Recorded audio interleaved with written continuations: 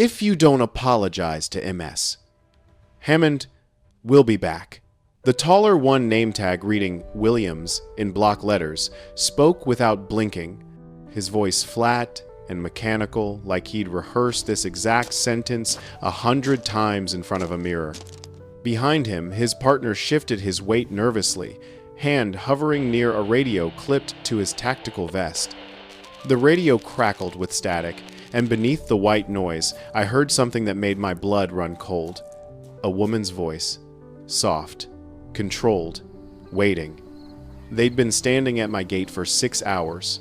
6. Not moving, not talking, not checking phones or shifting position or doing any of the normal human things people do when they're waiting for something. Just standing there. Like mannequins. Like soldiers on guard duty. Like predators who'd learned that patience always wins. My wife Emma had spotted them at 3 a.m. when she came home from her nursing shift at Fisherman's Hospital, 2 silhouettes in black uniforms, perfectly still against the pale glow of the streetlight, their shadows stretching long across our gravel driveway like fingers reaching toward the house. She'd called me from the car, voice shaking. "Rob, there are men at our gate. They're not moving. They're just standing there." I'd told her to stay in the car. Lock the doors. I'd handle it. But when I looked out the window, something stopped me from walking out there in the dark. Maybe instinct. Maybe fear. Maybe the memory of all those boot prints Emma had been finding for weeks. The ones that appeared in the same spot every morning, like someone was marking time, counting down to something. So I watched them through binoculars instead. 3 a.m. became 4 a.m. 4 a.m. became 5. 5 became 6, and the sun started bleeding orange across the horizon, painting the palm fronds gold and casting long shadows that made the two figures look even more unnatural, more wrong. They never moved. Never sat down, never pulled out phones to check the time or messages. They just stood there, boots planted in the gravel, shoulders squared, faces pointed directly at my house like they were memorizing every window, every door, every possible way in or out. By 9 a.m., I was exhausted, angry, and done waiting. I grabbed my coffee, still hot, still steaming, and walked outside. The gravel crunched under my boots. The morning air was thick with humidity and salt from the canal behind the house. A mockingbird sang somewhere in the sea grape tree, oblivious to the tension coiling in the air like a rattlesnake ready to strike. I stopped 3 feet from the gate, close enough to see their faces clearly, far enough to run if I needed to. Williams was tall, maybe 6'3", with a buzz cut so precise it looked military. His jaw was granite, his eyes flat and emotionless like a shark's. His uniform was black tactical fabric, too formal for private security, too clean for actual police work. A silver badge gleamed on his chest, generic, mass-produced, the kind you can buy online for $15. His partner, Martinez, according to his name tag, was shorter, wiry, with nervous eyes that kept darting between Williams and me, like he was waiting for permission to breathe. He didn't want to be here. That much was obvious. But Williams? Williams looked like he'd been waiting his whole life for this moment. I cleared my throat. "This is private property. Something you boys need?" No answer. Just the faint crackle of the radio on Williams's vest. Static. Then that voice, again a woman's voice, calm and cold and so controlled it felt like ice water down my spine. Did he come out? Williams tilted his head slightly, like he was listening to instructions only he could hear. Then he reached inside his jacket and produced an envelope. Not just any envelope. This one was sealed with red wax, an actual wax seal, like something out of a medieval castle or a lawyer's office in the 1800s. The kind of dramatic flourish that screamed, "I am important. I am serious. You will take me seriously." He held it out toward me. I didn't take it. Not yet. "Before I open that," I said slowly, "why are you here?" Williams's expression didn't change. "Mr. Sullivan, you are being asked to voluntarily apologize to Miss Patricia Hammond for the emotional distress your legal actions caused her 2 years ago." I blinked, Apologize? Yes, additionally, you are being asked to provide voluntary restitution in the amount of $7,500 to aid in her emotional recovery. For a moment, I couldn't speak. Couldn't process what I was hearing. Patricia Hammond, the woman whose fake HOA annexation attempt I'd fought and won in Monroe County Court 2 years ago. The woman who'd tried to claim my property fell under her HOA jurisdiction when every single map, survey, and legal document said otherwise.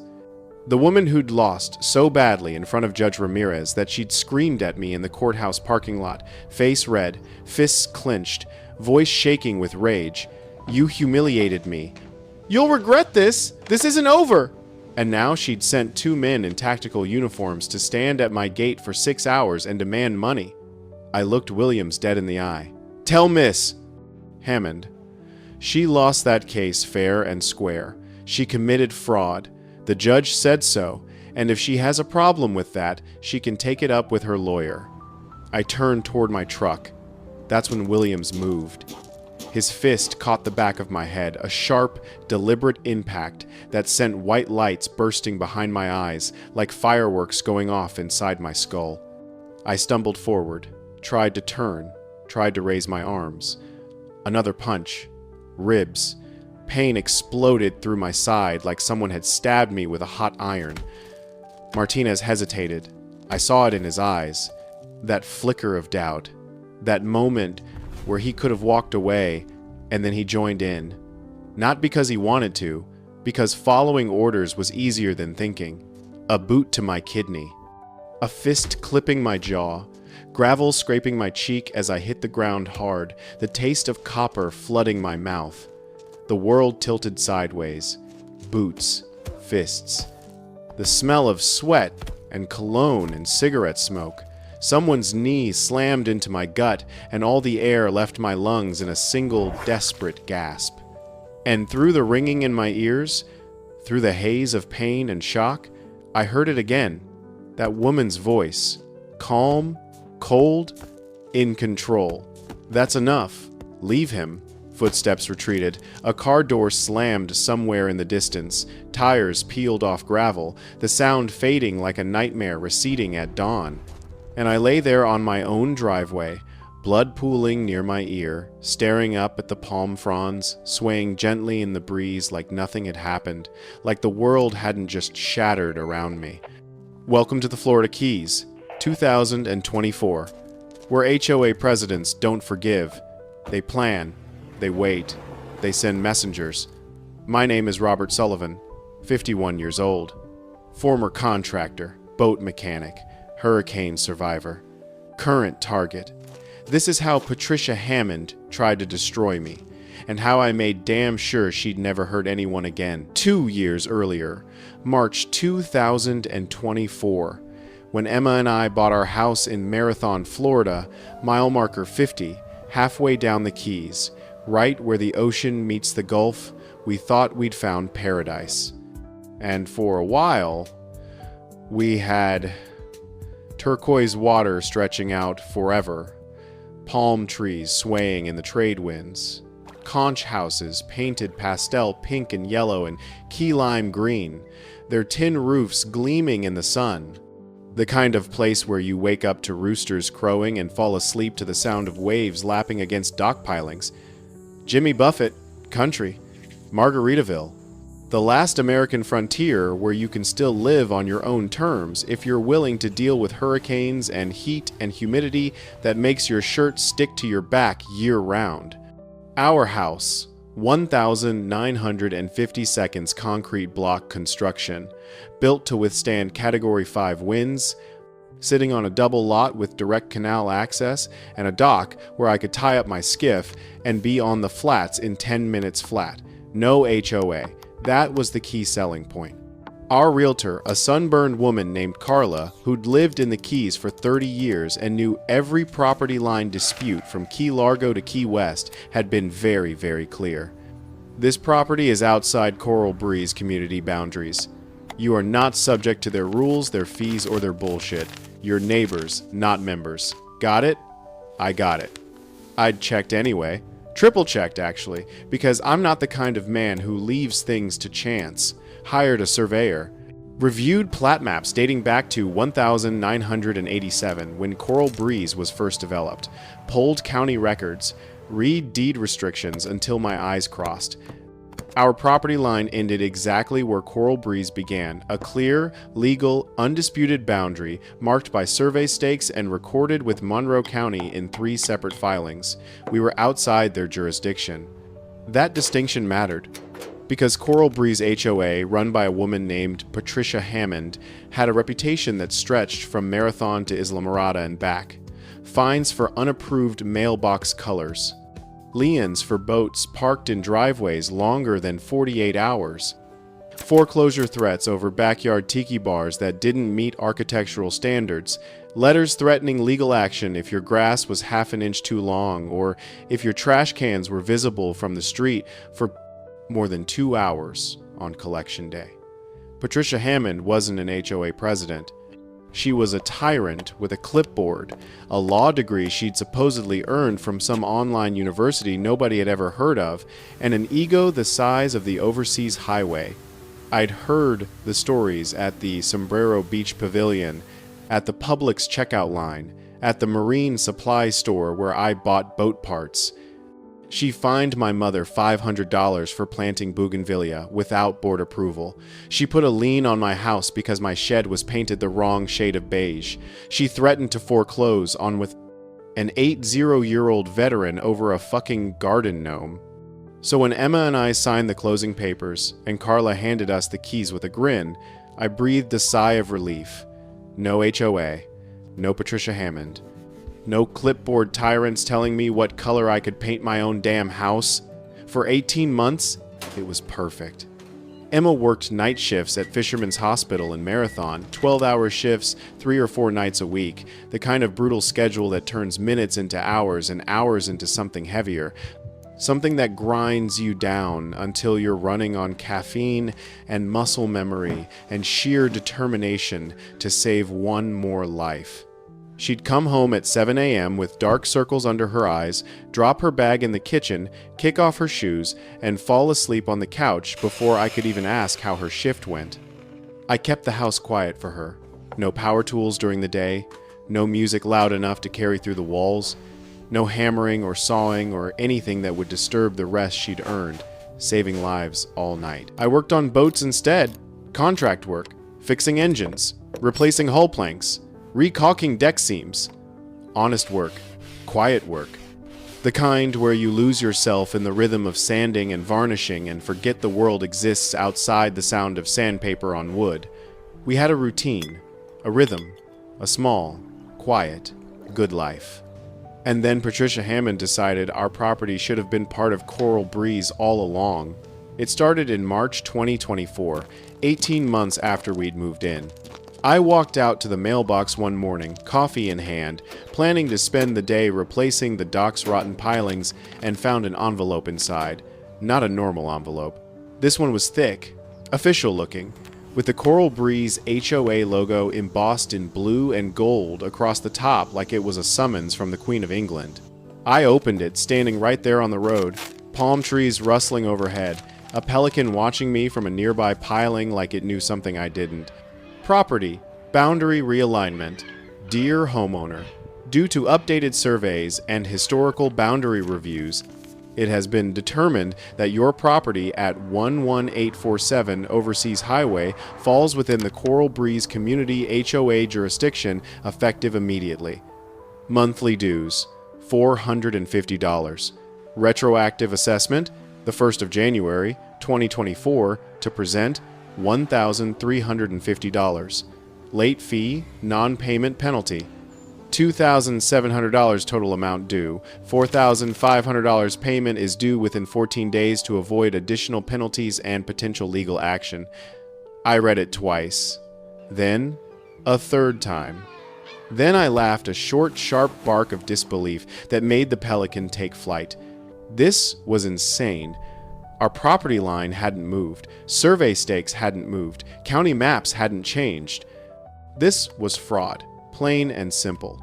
I called our real estate attorney, Marcus Chen, a sharp guy out of Key West who'd handled our closing and knew property law like most people know their own names. Marcus, you're not going to believe this. I read him the notice. There was a long pause on his end. Then, Robert, that's complete bullshit. The plat maps don't support this. Your property is clearly outside their jurisdiction. This is fraud. So what do I do? Fight it. I'll draft a response. But Robert? His voice got serious. This woman, Patricia Hammond, I've dealt with her before. She doesn't back down easily. She'll drag this out, make it expensive, try to wear you down until you give up. I'm not giving up, Marcus. I know. That's why I'm warning you. This is going to get ugly. He wasn't wrong. April 2024. The hearing, the Monroe County Administrative Hearing, happened on a Tuesday morning. The kind of morning where the heat hits you like a fist the moment you step outside and the humidity makes your shirt stick to your back before you even get to your car. Emma came with me even though she'd worked the night shift and should have been sleeping. She wore a simple blue dress, her nurse's fatigue hidden behind careful makeup and determination. I'm not letting you face her alone, she'd said. Patricia Hammond arrived wearing a crimson blazer over a black silk blouse, her blonde hair perfectly styled, red heels clicking against the tile floor like hammer strikes, a leather briefcase in one hand and an expression of absolute confidence on her face, the look of someone who'd never lost a fight in her life and didn't plan to start now. She was late 40s, maybe early 50s, with the kind of tan that comes from expensive resorts rather than working outside, and eyes that were sharp, calculating, and cold enough to freeze the Gulf Stream. She didn't look at me, didn't acknowledge my existence. She sat at the plaintiff's table, opened her briefcase, and pulled out a massive 3-ring binder stuffed with papers, tabs, sticky notes, highlighted sections. The works. The hearing officer, Judge Elena Ramirez, entered a no-nonsense woman in her 60s who'd been handling property disputes in Monroe County for 20 years and didn't have time for bullshit. Miss Hammond, you're claiming Mr. Sullivan's property falls within Coral Breeze HOA jurisdiction. Present your evidence. Patricia stood, smoothing her blazer, and launched into a presentation that would have impressed a corporate board. She had maps, charts, printouts, a timeline of historical boundary adjustments dating back to 1987. She spoke confidently, used legal terms like jurisdictional scope and annexation precedent and community standards enforcement. She made it sound official, professional, legitimate. But Marcus Chen, sitting beside me with a legal pad covered in notes, saw what I saw. None of it was real. When Patricia finished, Judge Ramirez turned to Marcus. Counsel for the defendant? Marcus stood, and his voice was calm, clear, and deadly. Your Honor, Miss. Hammond's presentation is impressive. Unfortunately, it's also entirely fabricated. Patricia's face went red. Marcus continued. The plat maps she's referencing, they don't exist in county records. The historical boundary adjustments she mentioned, never filed with Monroe County. The survey she's citing, conducted by a company that went out of business in 2003 and whose records were destroyed in Hurricane Wilma. He slid 3 documents across the table, our original survey, the recorded deed, the county plat map. Mr. Sullivan's property line is clearly marked. It has been since 1987. It ends exactly where Coral Breeze begins. There is no ambiguity. No gray area, no basis for her claim. Judge Ramirez reviewed the documents in silence. Then she looked at Patricia. Miss Hammond, where are your filed documents? County recorded boundary changes require official filing. Do you have filing numbers? Patricia stammered. They were misfiled by the county clerk's office. Misfiled or non-existent. Your Honor, I assure you. Miss Hammond, Judge Ramirez's voice was ice. There are no documents because this annexation never happened. This is an attempt to retroactively impose jurisdiction over a property that has never been part of your HOA. She picked up her gavel. Case dismissed. Mr. Sullivan owes nothing. The HOA is ordered to cease all contact regarding this matter. The gavel fell. Patricia sat frozen, her face cycling through emotions, shock, rage, humiliation, like someone had just publicly stripped her of everything she valued. Emma squeezed my hand. Marcus exhaled. Outside the courthouse, Patricia caught up to us in the parking lot. Her heels clicked like gunshots on the asphalt.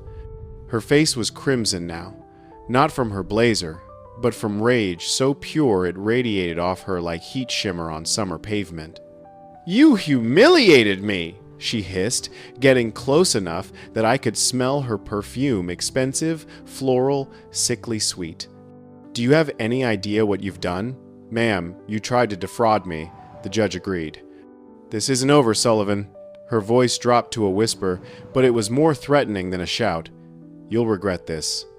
I promise you'll regret this." She turned and stalked away, heels clicking, blazer swinging, the sun catching her hair like a halo around someone who'd just sworn vengeance. Emma looked at me. "Rob, that sounded like a threat." "It was. Should we report it?" I shook my head. "Report what? An angry woman making vague statements in a parking lot? Cops won't do anything." Marcus patted my shoulder. "Just keep your head down, Robert.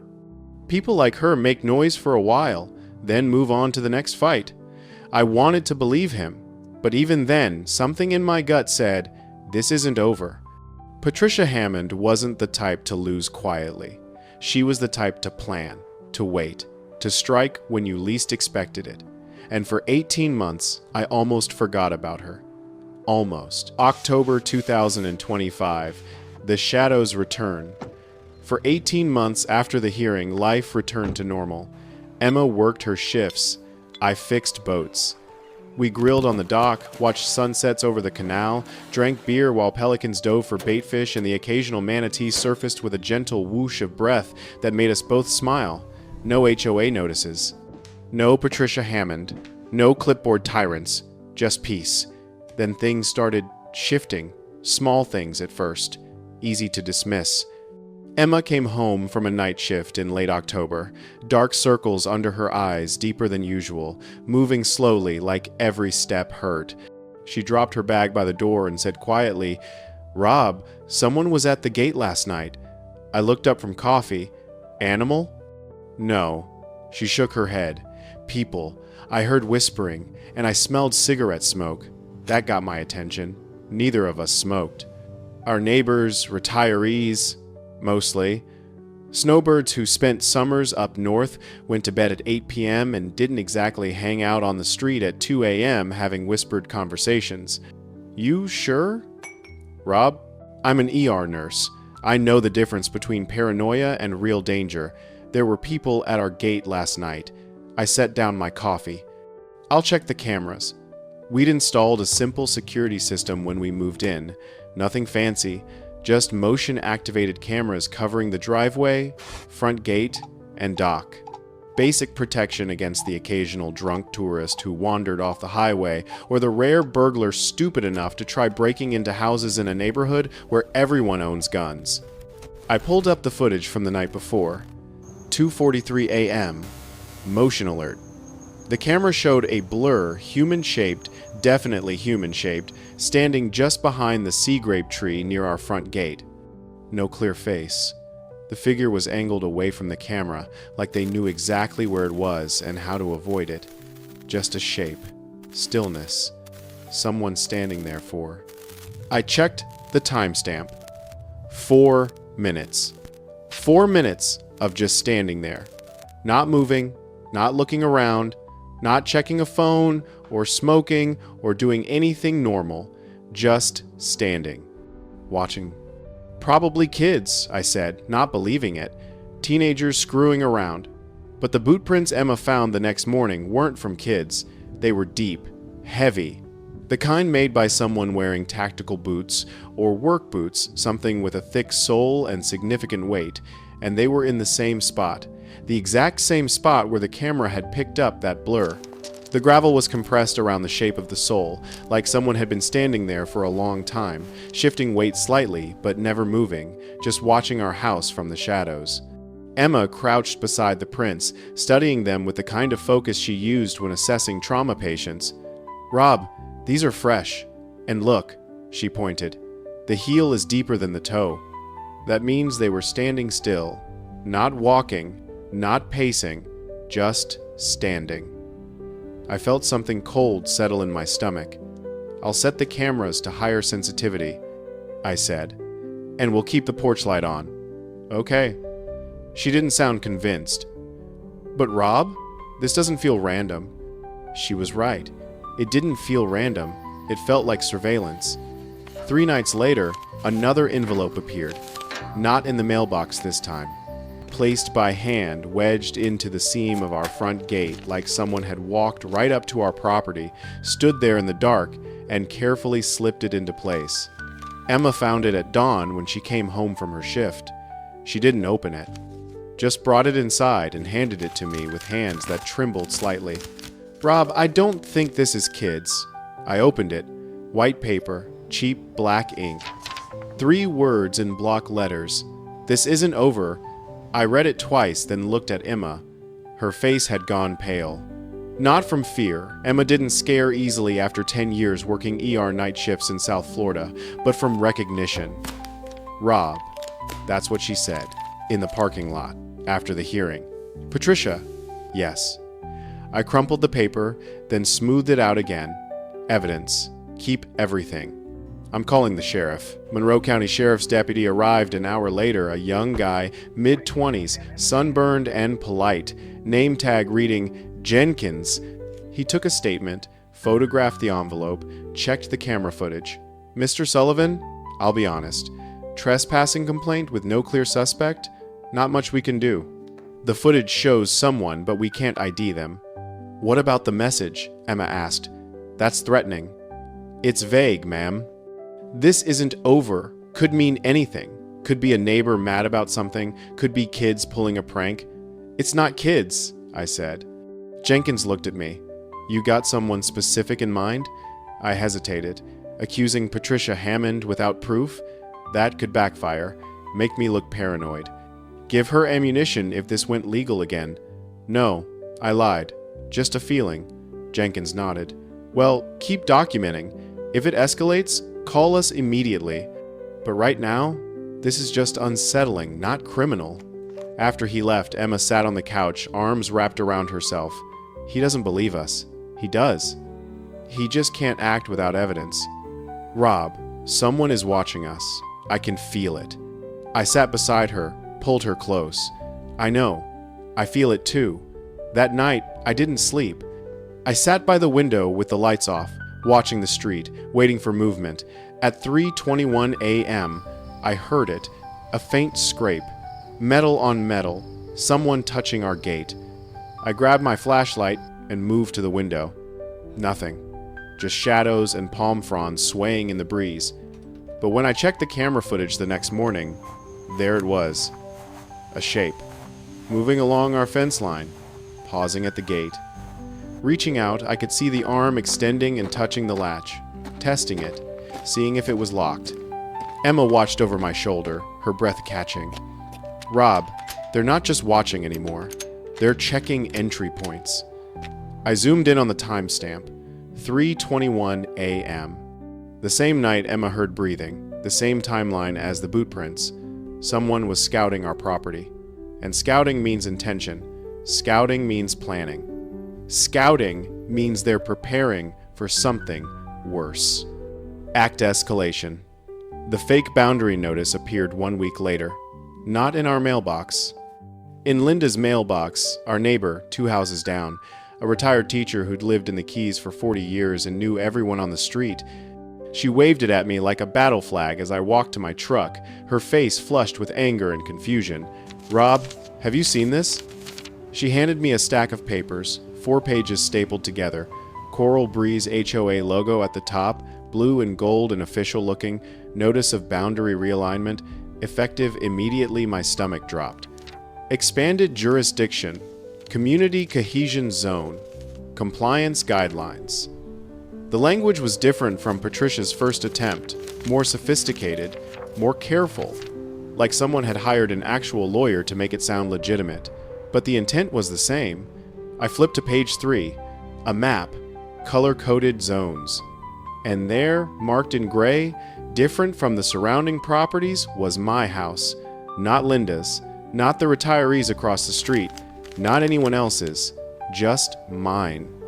Emma stepped out onto the porch, still in her scrubs from the night shift, and saw my face. "What is it?" I handed her the packet. She read silently, lips pressing into a thin line. "Rob, this is her again, Patricia. I know, but how? The judge dismissed her case. The HOA they can't legally, but they can print whatever they want and mail it to neighbors. Confusion, intimidation, making people think I'm the problem." Linda crossed her arms. "Rob, this isn't legal, right? They can't just redraw boundaries without approval?" "They can draw whatever they want," I said. "Doesn't make it real." But the feeling in my gut didn't match the confidence in my voice. Emma flipped through the pages, her nurse's eye-catching details I'd missed. "Rob, look at this map. The boundary line doesn't expand evenly. It curves around some houses and pushes into others. It's not a community plan. It's targeted." She was right. Some properties, the ones whose owners served on the old HOA board, the ones who'd always supported Patricia, were oddly exempt from the expansion. Others, like mine, were swallowed whole. And at the bottom of page 4, in small print, acting board members, list of names. Patricia Hammond's name wasn't anywhere. But I recognized some of the listed names, people who'd been at the original hearing, sitting in the gallery behind Patricia, their faces tight with disapproval when Judge Ramirez dismissed the case. Loyalists. People who still believed Patricia had been wronged. People willing to carry out her plans, even if she couldn't be seen doing it herself. Emma set the papers down, her hands shaking slightly. "Rob, this isn't just paperwork. This is preparation for something worse." I folded the packet and slipped it into my pocket. "I'm calling Marcus." Marcus Chen's voice was tight when I explained what had arrived. "Robert, this is worse than the first attempt. This is organized, coordinated. And the fact that Patricia's name isn't on it, that's strategic. She's learned. Can they do this? No. But here's the problem. They're creating a paper trail, making it look official. If they keep pushing, if they file fake liens or send debt collectors or harass your neighbors, it becomes a pattern.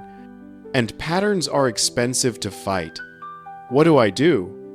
Document everything. I'll draft a cease and desist. But Robert?" He paused. "Be careful. People who do this kind of thing don't stop at paperwork." After I hung up, Emma sat across from me at the kitchen table. "Rob, remember what she said in the parking lot. This isn't over. She meant it. She's not done with us." I looked at my wife, dark circles under her eyes from night shifts, worry lines deepening around her mouth, hands that saved lives now clenched in fists because someone was threatening the home we'd built together. "Emma, if this gets worse—" "It's already worse," she interrupted quietly. "Someone's been at our gate 3 nights this week. Someone left that note. Someone is watching us." She leaned forward. "Rob, I work nights. I'm alone when I come home. And someone out there knows that." The truth of her words settled over me like a lead blanket. She was right. Someone was watching, tracking her schedule, counting down to something. That night, Emma left for her shift at 6:45 p.m., just like always. I kissed her goodbye, watched her tail lights disappear down Overseas Highway, then locked the doors and settled in for a long night of waiting. I'd planned to review camera footage, maybe call a private investigator Marcus had recommended. Instead, at 8:30 p.m., someone knocked on my door. Not loud, not aggressive, just steady, patient. I looked through the peephole. Glenn Patterson, former treasurer for Coral Breeze HOA, 60-something, gray hair, shoulders that had hunched over the years like he'd been carrying weight too long. I opened the door halfway. "Glenn." "Robert, aye." He glanced over his shoulder, nervous. "Can I come in? I need to talk to you. Privately." Something in his voice, fear, maybe, or guilt, made me step aside. He entered quickly, like he expected someone to follow him, and I closed the door behind him. We sat at the kitchen table. Glenn's hands shook slightly as he placed them flat on the wood surface. "Robert, I owe you an apology." "For what?" "For not speaking up sooner. For letting Patricia," he swallowed, "for letting all of this happen." "Glenn, what's going on?" He took a shaky breath. "You remember when I stepped down as treasurer last year? You retired, right? I was forced out." His voice cracked on the words. "Patricia wanted me to sign off on some creative accounting, numbers that didn't match, invoices that didn't exist, payments routed through places they shouldn't be." My pulse quickened. "What kind of payments?" "I don't know all of it. But when I refused to sign, she told me she'd report me to the county for financial misconduct, said I'd go down for embezzlement unless I cooperated." "Did you embezzle anything?" "No. God, no. But she knew all she had to do was accuse me. At my age, that's enough to ruin a man. Ruin his reputation, his retirement, everything." Glenn rubbed his face with both hands. "She even drafted a resignation letter for me. Told me it would look better if I stepped aside willingly. So I did. I signed. I walked away." He looked up, eyes red-rimmed. "That was Karen. All right. She didn't need the truth. She just needed leverage." I felt anger rising not at Glenn, but at the system that let people like Patricia operate with impunity. "Why are you telling me this now?" Glenn reached into his jacket and pulled out a small USB drive, black, worn around the edges, the kind you could buy at any drugstore. "Because I kept copies," he whispered. "Emails. Draft documents. Memos about expanding the HOA boundary." She told the board it was to strengthen community value. But privately, he glanced toward the windows like someone might be listening. Privately, she said she wanted to make an example out of certain homeowners. "Certain homeowners? Like who?" His eyes met mine. "Like you, Robert." The air in the kitchen felt suddenly thick. Glenn continued. "She blamed you for everything. The court loss, the legal fees the HOA had to pay, the humiliation. She told the board that when the time was right, she'd bring your property into the HOA one way or another." Emma's words echoed in my head. "Someone is watching us." "Glenn, what's on that drive?" "More than you want to know." He pressed it into my hand, and even before I looked at a single file, I knew. Patricia Hammond hadn't let this go. She'd been planning, waiting, building a case, not in court, but in the shadows. And Glenn, terrified and guilt-ridden, had just handed me the evidence. After Glenn left moving quickly, checking over his shoulder twice before disappearing into the darkness, I plugged the USB into my laptop. Emma wouldn't be home until 7 a.m. I had 10 hours. I spent 4 of them reading, and what I found chilled me to the bone. The files. The USB was organized into folders: board memos, financials, legal strategy, enforcement plans. I opened board memos first. Dozens of documents, meeting minutes, internal communications. Most were boring HOA stuff, discussions about landscaping contracts, pool maintenance, community events. But one folder was labeled Sullivan Matter. I clicked it. Email. Patricia Hammond to someone named Derek Ward, dated the 15th of September 2025. Derek, the Sullivan situation remains unresolved. He humiliated us in court, and we took significant financial losses as a result. Board consensus. We need to apply sustained pressure until he voluntarily complies or becomes a community liability that can be addressed through alternative channels. Begin Phase 1. Alternative channels? I scrolled down. Email Patricia to Derek, the 3rd of October 2025. Phase 1 implementation. Target Sullivan's wife's schedule. She works nights, leaves property exposed. Establish pattern of surveillance to confirm routines and vulnerabilities. Do not engage directly yet. Just observe and document. My hands went cold. They'd been tracking Emma, deliberately, as part of a plan. Next email. October 10. Surveillance confirms wife departs 6:45 p.m., returns 7 a.m., Sullivan alone during those hours. Property has minimal lighting, neighbor visibility low. Phase 2 can proceed when ready. I felt sick. These weren't HOA board discussions. This was stalking, conspiracy, premeditation. I opened the enforcement plans folder. Inside, a single Word document titled Sullivan Resolution Protocol. I clicked it. Sullivan Resolution Protocol Objective: obtain voluntary compliance or create conditions that force property transfer. Sale pays 1. Surveillance and psychological pressure. Establish presence at property boundaries. Create uncertainty through unexplained activity. Target wife schedule to maximize subject isolation. Deploy unmarked. Personnel for nocturnal monitoring. Leave breadcrumb evidence, boot prints, cigarette remnants, to create awareness without direct confrontation. Phase 2. Official contact. Issue. Formal demand for apology and financial restitution. Use uniformed personnel to establish authority. Maintain presence for extended duration to demonstrate commitment.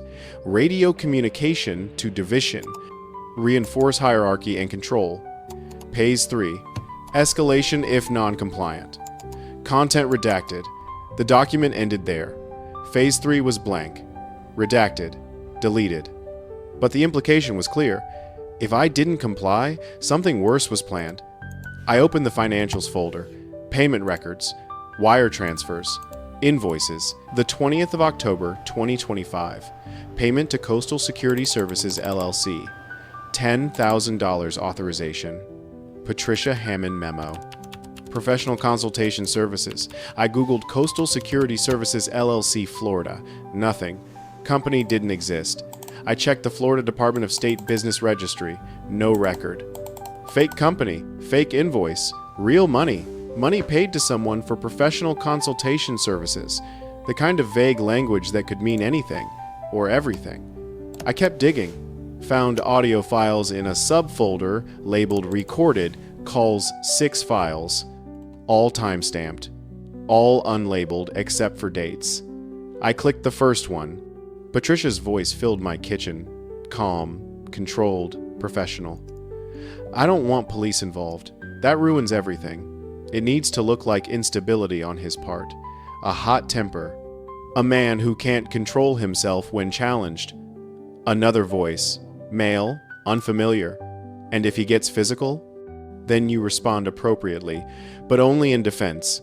Make sure cameras catch his aggression, not yours. I felt my pulse hammering. They were planning to provoke me. Create a situation where I'd look like the aggressor. Second audio file. The wife is the weak point. She works nights, comes home exhausted. If she feels unsafe, she'll pressure him to sell. Target her fear, not his anger. Third file. I need him scared, not injured, not dead. Just scared enough to realize he made a mistake. Scared enough to apologize, to comply. To understand there are consequences for humiliating me. Emma's words echoed, "Someone is watching us." They weren't just watching, they were hunting. Fourth file, this one different. Patricia's voice, but softer, like she was speaking from inside a car. His wife leaves at 6:45 p.m. The hospital shift ends at 7 a.m. He's alone from 8 p.m. to 10 a.m. most mornings. He thinks he's clever with his cameras, but cameras only matter if someone sees the footage before it's too late. I stopped the playback. My hands were shaking. This wasn't HOA harassment. This was a coordinated campaign to terrorize us, to break us, to make us so afraid, so exhausted, so isolated that we'd just give up, sell, leave. And Patricia Hammond had orchestrated every single step. The final audio file was dated October 28, 4 days ago. I hesitated before clicking it, then pressed play. A different voice this time. Male. Deep. Unfamiliar. We're in position at the gate. Been here since 3 a.m. He'll come out eventually. Patricia's voice responded, "Good. Remember, formal demand first. If he refuses, apply pressure. Make it clear this isn't negotiable. And if he tries to call the police, by the time they arrive, you'll be gone. No physical evidence, no witnesses, just his word against two professionals. A pause. Then Patricia said something that made my blood run cold. Make it count. The recording ended. I sat in my kitchen, surrounded by silence, staring at the laptop screen. Everything was planned.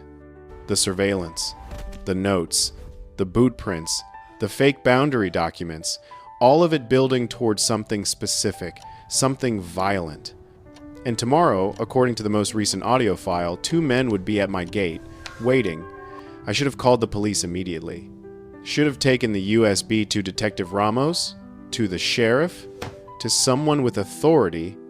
But fear does strange things to rational thinking, and I was afraid, not of Patricia, of what would happen if I couldn't prove it, if the police dismissed it as a civil dispute, if the audio files weren't admissible, if it became my word against hers and I ended up looking paranoid, unstable, exactly the way she wanted me to look. So instead, I burned copies of the USB onto 3 separate drives, hid them in different locations, one in the workshop, one in Emma's car, one in a waterproof bag in the canal behind the dock. Evidence scattered, protected. And then I waited, because sometimes the only way to catch a predator is to let them think they're winning, even if it costs you everything. ACT 3, the breaking point. Emma came home at 7:12 a.m., exhaustion written across her face, in dark circles and hunched shoulders. She dropped her bag by the door, kicked off her shoes, and said, "Rob, there are men at our gate. I was already moving toward the window. How many?" 2. Black uniforms. They've been there since I pulled in. Just standing. I looked out. She was right. 2 figures. Black tactical clothing. Silver badges gleaming in the early morning sun. Standing perfectly still, side by side, like statues. I checked the security footage. They'd arrived at 3:07 a.m. 4 hours ago. And they hadn't moved since. Emma stood beside me, arms wrapped around herself. "Rob, those are the same uniforms from the file, the same ones Patricia hired. I know. What do we do?" I should have called 911 immediately. Should have let the police handle it. But I was tired, angry. And I wanted to look these men in the eye and tell them they were trespassing on behalf of a fraud. "I'll handle it," I said. Emma grabbed my arm. "Rob, don't. Please. Just call the sheriff. They're not doing anything illegal. They're on public easement." "Rob, Emma, I need to know who they are. If I call the cops, they'll just leave. We'll never know." She didn't let go of my arm. "Promise me you won't do anything stupid." I kissed her forehead. "I promise." That was a lie. At 9 a.m., I grabbed my coffee and walked outside. The gravel crunched under my boots. The morning air was thick with humidity and salt. A mockingbird sang in the sea grape tree, oblivious. I stopped 3 feet from the gate. Williams, the taller one, buzz-cut, granite jaw tilted his head slightly, like a predator assessing prey. Martinez, shorter, nervous, shifted his weight, hand hovering near his radio. I spoke first. "This is private property. Something you boys need?" Silence. Just the crackle of the radio. Static. Then, "Did he come out?" Patricia's voice. Cold. Controlled. Williams reached inside his jacket, produced that envelope, red wax seal. "Mr. Sullivan, you are being asked to voluntarily apologize to Miss Patricia Hammond for the emotional distress your legal actions caused her 2 years ago. Additionally, you are being asked to provide voluntary restitution in the amount of $7,500. I stared at him, then at the envelope, then back at him. "Tell Miss Hammond she lost that case fair and square. She committed fraud. The judge said so, and if she has a problem with that, she can take it up with her lawyer." I turned toward my truck. Williams moved. His fist caught the back of my head sharp, deliberate, sending white lights exploding behind my eyes. I stumbled, tried to turn. Another punch. Ribs. Pain like fire. Martinez joined in, reluctant, hesitant, but following orders because it was easier than thinking. Boot to kidney, fist to jaw, gravel scraping my cheek, world tilted sideways. Boots, fists, copper taste flooding my mouth, someone's knee in my gut, all the air gone. Through the ringing, I heard it. That's enough. Leave him. Footsteps retreating, car doors, tires on gravel, and I lay there, blood pooling, palm frond swaying, wondering how it came to this. Hospital, I woke to white walls. Beeping monitors. Emma's face hovering above mine, tears streaming. Rob! Oh God, Rob. Paramedics had found me. Neighbor called 911 after seeing the assault on my security camera. She'd been watching because she was worried after Linda showed her the fake boundary notice. Diagnosis: 4 cracked ribs, concussion, bruised kidney, lacerations requiring stitches. Detective Ramos visited on day 2, plain clothes, tired eyes, folder under one arm. Mr. Sullivan, we reviewed your security footage. Clear assault. No provocation. Both men are in custody. Who are they? James Williams and Carlos Martinez. They claim to work for Coastal Security Services. That company doesn't exist. Ramos smiled grimly. We know. The EIN belongs to a defunct landscaping business. Fake registration. Fake credentials. Emma leaned forward. So who paid them? Ramos slid a paper across the bed. Wire transfer, $10,000 from Patricia Hammond to J. Williams, personal account, memo, professional services. There it was. We also have radio transmission recordings from the assault, Ramos continued. A woman's voice directing their actions, saying, "That's enough, leave him." Voice match analysis confirms it's Patricia Hammond. Emma covered her mouth. I felt something between rage and relief. Detective, I have more. A lot more. I told him about Glenn, about the USB drive, about the surveillance logs and audio files and the entire planned campaign. Ramos's expression darkened with every sentence. Mr. Sullivan, do you still have that drive? 3 copies, hidden. Emma retrieved the copy from her car, handed it to Ramos. He plugged it into his laptop right there in the hospital room, spent 20 minutes reading and listening.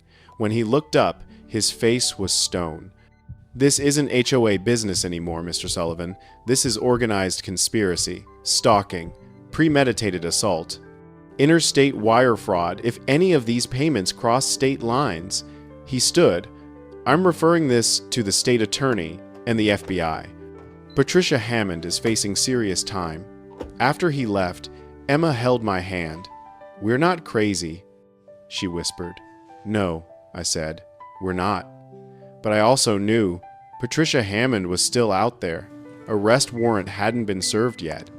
And people like her don't surrender quietly. The hunt Patricia Hammond disappeared the day Williams and Martinez were arrested. No forwarding address. Phone disconnected. House suddenly listed for sale by owner. Detective Ramos issued a warrant, put out alerts, contacted neighboring states. Nothing. For 3 weeks. Silence. Emma stayed home from work. Neither of us slept well. Every sound outside made us jump. Then Ramos called. Mr. Sullivan, Chicago PD has her.